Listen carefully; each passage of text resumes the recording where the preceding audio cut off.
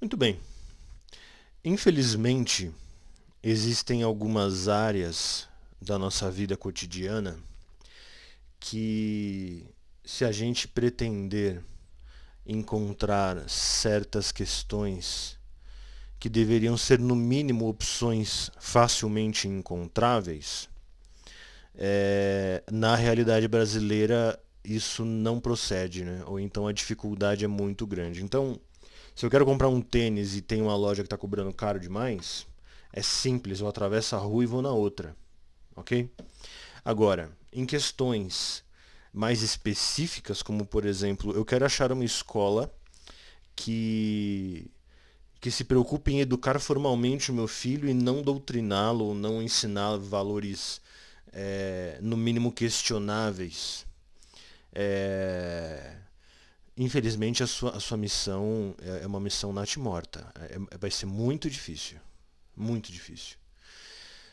Não que não haja, mas vai ser muito difícil. Porque até mesmo as escolas que se dizem cristãs, muitas das vezes apenas utilizam isso como marketing.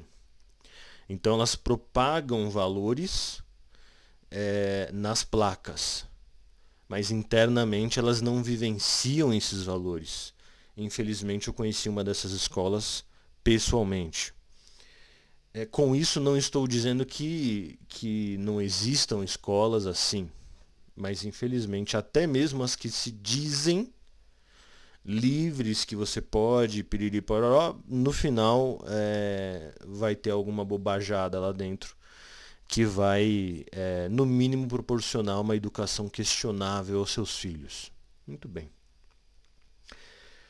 E a gente sabe que certas áreas no Brasil foram completamente dominadas, né? Então, a área da educação, desde os anos 60, 70, assim, professores, eu não digo conservadores, eu digo assim, professores que querem ensinar a sua matéria apenas, e não militar valores questionáveis, é muito difícil de se encontrar. É, Áreas sociais, né, como ah, orfanatos, área da educação, é, aquela área lá que se preocupa com o bem-estar social das crianças, né? Me fugiu o nome agora. Conselho tutelar. Tive que dar uma pausa aqui porque realmente fugiu. São áreas absolutamente tomadas pela militância. É, Psicologia, né? Então, sempre que você tem áreas que são a base moral de um indivíduo, seja ela no seu estágio inicial, como na área da educação, ou em etapas críticas da formação da personalidade do sujeito, a esquerda inteligentemente toma essas áreas justamente para que você pegue elas no começo, no meio e no fim. Portanto, realmente é muito difícil de encontrarmos, por exemplo, psicólogos confiáveis, né? Na minha área como psicanalista, até um pouco mais, né? Porque um dos pais fundadores, Sigmund Freud, ele era declaradamente ateu, apesar das suas raízes judaicas. O que não quer dizer que, infelizmente, desculpa, o que não quer dizer que as abordagens deles sejam a priori descartadas ou descartáveis. Não, não. Eu estou revisitando algumas bases da psicanálise clássica e assim, a ideia do mecanismo de defesa, por exemplo, eu acho genial. Bate, sei lá, no mínimo, para ser muito pessimista, 80%. Você consegue fazer uma análise muito criteriosa, muito bem detalhada, apenas pelo mecanismo de defesa e conseguir burlar e então entrar de fato no que a pessoa precisa através do diálogo, da dialética. É, Qual que é o problema? Tanto da psicologia como da psicanálise e também da psiquiatria. É porque elas tomam o homem, que é o objeto do problema, como a solução dele. Então é a mão que levanta a ela mesma do Escher, né? As famosas gravuras ou desenhos do Escher, que são paradoxos visuais, né? Onde você tem um cara se afogando e a própria mão dele o puxa, né? Obviamente isso é impossível. Então, se você tem questões últimas do ser humano que transcendam a sua própria, no mínimo, a sua própria percepção do que é a realidade, obviamente que a própria realidade ou ele mesmo não dará conta da solução e o vazio vai até encher um pouco, mas não vai preencher na sua totalidade. É aí que eu entro com a logoterapia. Então eu acho que o cenário ideal para uma análise bem feita é uma somatória, né, de algumas ferramentas. O que numa obra é muito comum, velho. Vai reformar a tua casa só com cimento ou só com martelo? Não dá, você vai ter que ter várias ferramentas. Ok? E na abordagem do humano, dada a sua natureza complexa, óbvia, nós temos que de fato ter várias ferramentas à nossa disposição. Então, aqui é um alto jabá, porque eu vivo disso. Eu me glorio de algumas poucas coisas na minha vida. Ser um bom educador e ser um bom psicanalista são algumas delas. Não tem muito mais que isso. E eu utilizo tudo ao meu alcance para poder atingir a solução que o meu analisando, o meu cliente, o meu paciente, chame como quiser, precisar para que aquela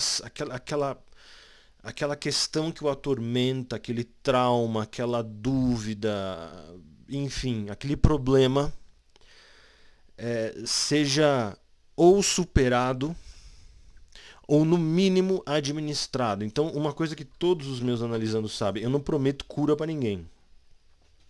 Eu costumo dizer que os traumas são meio que cicatrizes, né? Ou como uma analogia médica, seria como se fosse um diabetes. Você vai ter que conviver com aquilo, querido. Com isso eu não estou dizendo que não haja possibilidade de uma cura, é claro que há. Mas eu não trabalho com isso. Eu não trabalho com o objetivo do milagre. Eu trabalho com o objetivo de administrar. Então, por exemplo, eu já tive pacientes que tinham um problema sério de violência. Então ele não conseguia controlar alguns impulsos mais violentos dele. Nada de grave havia acontecido, socialmente falando. Internamente, pessoalmente, haviam acontecido algumas coisas, mas nada grave, assim, a ponto de me colocar numa posição ética se eu ia chamar a polícia. Não, nada. Então o que a gente fez? A gente canalizou. Meu amigo, vai atrás de uma luta, compra um saco de boxe, né? Enfim, quando você estiver meio puto, desconta ali. Então você canalizar, né? Então preferencialmente você achar uma arte marcial que vai não só canalizar a sua fúria no lugar certo, na hora certa, mas também de quebra ainda vai te ensinar filosofias, vai te ensinar questões, né, como o pessoal brinca, você aprende arte marcial para nunca precisar usar, né? Então é mais ou menos isso.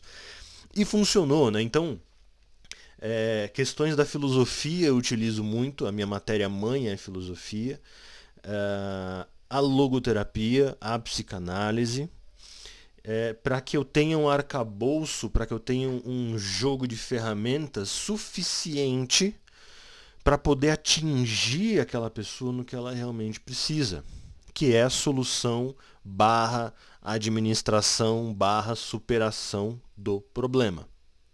Ok? E por que a logoterapia eu associo? A logoterapia, para quem não conhece, é uma doutrina, é um estudo da mente humana complementar às que já são meio que padrões, né? Então, o criador dela, de um sujeito chamado Viktor Franklin. O Viktor Franklin era um psiquiatra e um neurologista, portanto, ele já estava ali no último degrau da escada, que é a psiquiatria, né? No entanto, ele passou por uma experiência que não é muito agradável. Ele era judeu numa época que não era muito seguro ser judeu. Ainda não é, né? Mas naquela época era um pouquinho pior que hoje. Não que hoje esteja melhor, né? Mas enfim.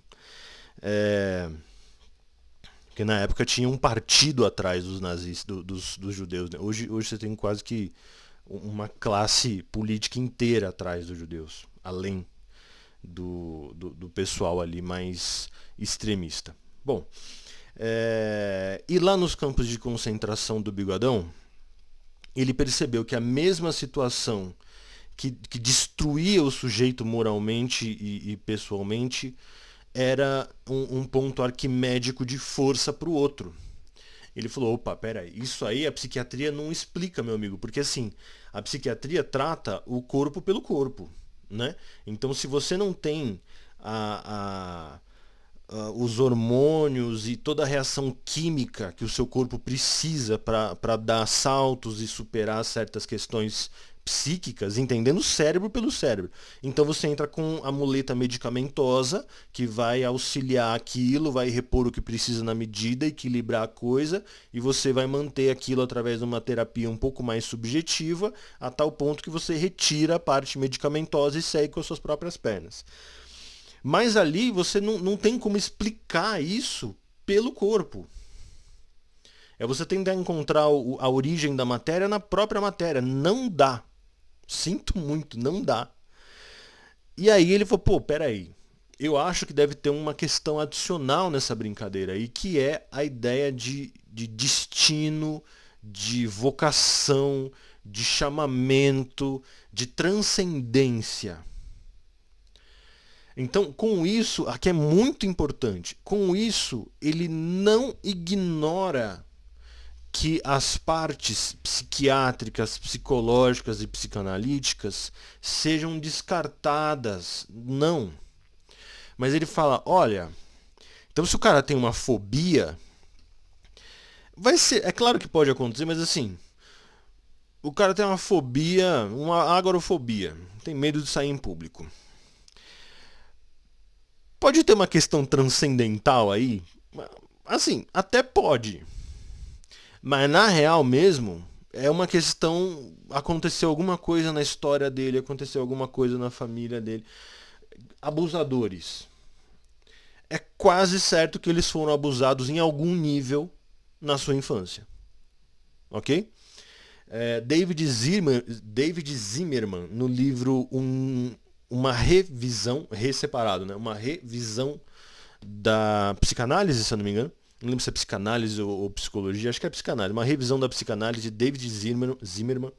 Não sou eu que estou falando isso, ok, algoritmo? É o David Zimmerman.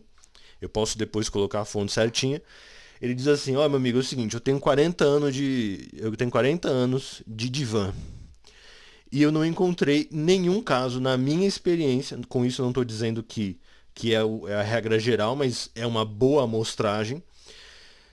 99% dos homossexuais aqui que passaram aqui com algum conflito interno, porque ele quer ser hétero, mas ele tem desejos e impulsos homo, tem alguma disfunção na família, seja na figura do pai, seja na figura da mãe.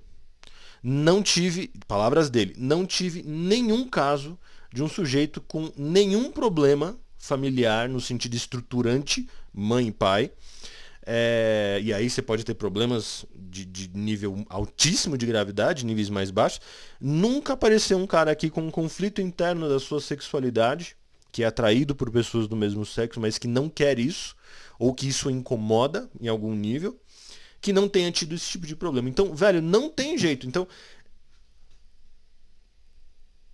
pode ter uma questão transcendental? Pode. Mas não é agora. Bom, tá claro, né? A psiquiatria, a psicanálise, a psicologia são necessárias. São necessárias. Porque tem hora que a gente vai ter que estimular o corpo pelo corpo. Não tem jeito. Eu posso até me ajoelhar e rezar 10 terços ao dia para emagrecer. Mas enquanto algo fisicamente não for feito, eu não vou emagrecer. Então eu preciso parar de comer e preciso me exercitar. Ponto. A força pode até vir em parte dessa oração, desse propósito metafísico, mas a parte real tem que acontecer. Percebe? Então, diferentemente de um cara que falou assim, olha, eu não sei o que eu tô fazendo aqui, meu amigo. Esse mundo é uma merda, esse mundo é uma desgraça, e eu não me encaixo aqui. Olha, tenta responder isso através da psiquiatria. Você não vai conseguir. Você vai até enrolar, mas você não vai conseguir.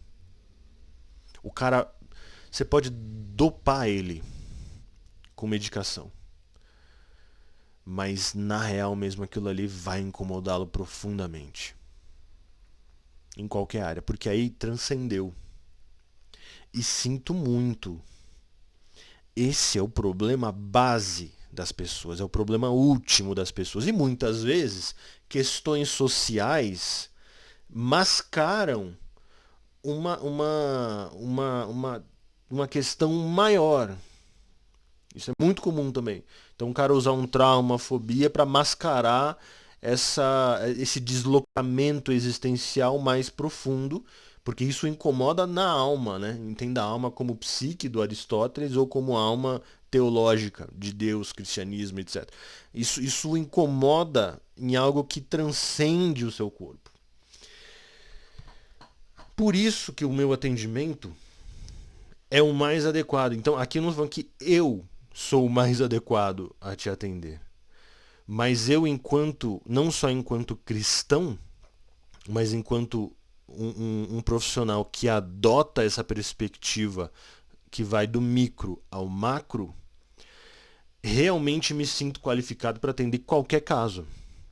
Então, se o sujeito está com um problema, uma compulsão masturbatória, ou ele está com um deslocamento existencial, uma dúvida a respeito se Deus existe ou não, isso está influenciando no seu dia a dia negativamente, eu tenho as ferramentas necessárias para atender e, dentro das minhas possibilidades, é claro, ajudá-lo, orientá-lo no caso mais absurdo que eu não me sinta capaz, pelo menos orientar um profissional melhor do que eu, mas até agora isso não aconteceu, não que não possa acontecer, e eu teria a humildade de falar, olha, infelizmente eu não tenho como dar conta, eu não tenho a capacidade para isso, mas ó, vai nesse sujeito aqui que ele é bem melhor que eu nesse assunto e tal.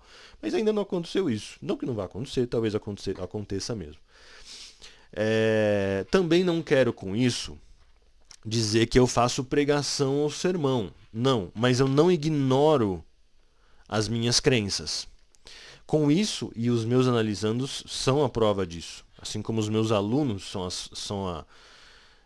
são a minha argumentação, os meus analisandos também são a minha argumentação. Eles testemunham o meu profissionalismo nesse sentido, que eu não tento converter ninguém ao catolicismo, ao raio que o parta. Eu só não ignoro essas questões.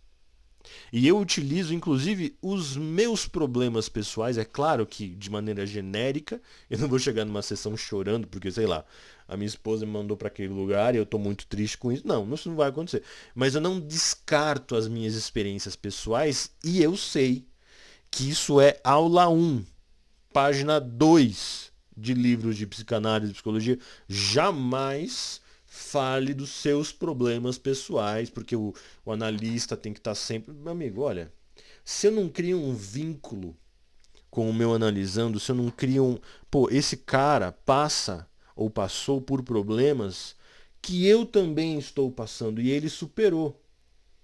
Ou no mínimo está conseguindo administrar de uma forma adequada. É claro que eu não saio de primeira falando dos meus... Mas assim, já aconteceu do sujeito falar um problema que ele tinha. Eu falo, amigo, é o seguinte, eu passei exatamente por isso. E aconteceu isso, isso, isso. Eu me ferrei fazendo isso, isso, isso, isso. Mas o que funcionou comigo foi isso, isso, isso, isso. Isso funcionou pra mim. Não é regra, não é tabela. Mas não custa você tentar. Se funcionar pra você, continue. Se não funcionar, vira a página, vamos tentar outra abordagem. Percebe? Então, nesse sentido, estar aberto à realidade das percepções pessoais é fundamental para que um atendimento seja de fato adequado. Sobretudo nessa sociedade de merda que valoriza só o que não presta e que estimula somente o que não presta, principalmente para os jovens. Então, se você abrir um TikTok, um Shorts de YouTube, um Instagram, um raio que o parta, você vai encontrar bundas, peitos, bundas rebolantes, peitos saltitantes e o estímulo daquilo que o meu gato tem, que é o instinto primário da reprodução. Eu vi um vídeo lá sem querer, porque eu tava lá no meu feed e aparece, eu não sigo quase ninguém, mas aparece lá coisas que eu nem sigo. E apareceu lá um casal rebolando uma rocha qualquer, um short atolado, uma bunda rebolante, no mínimo anatomicamente curioso.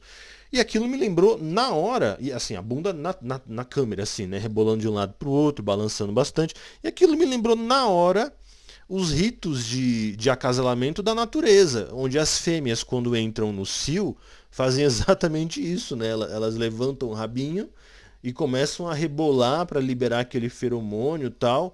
Eu nem sei se é isso que é feromônio. Enfim, para liberar ali algo que atrai os machos de forma incontrolável para o cruzar, né? Para o acasalamento. Assim, desculpa. Se você vai reduzir o ser humano ao estímulo apenas daquilo que lhe é primordial e não daquilo que é essencial, assim, o Apocalipse pode não tá no meio, mas tá no prefácio, porque aí você tem a receita da desgraça, sem dúvida. E é para isso que eu tô aqui. Eu quero ser essa opção. Se você tiver um problema, um trauma, uma dúvida existencial e precisar de alguém que você saiba que não vai encher a sua cabeça de abobrinha ou de minhoca e que não descarta que o mundo não é só aquilo que a gente vê, aquilo que a gente sente, pode me chamar. Se eu não for capaz de te ajudar, eu vou no mínimo te dar uma boa orientação, mas eu tenho certeza que eu sou capaz de te ajudar. E é isso. Um grande abraço a todos, que Deus os abençoe.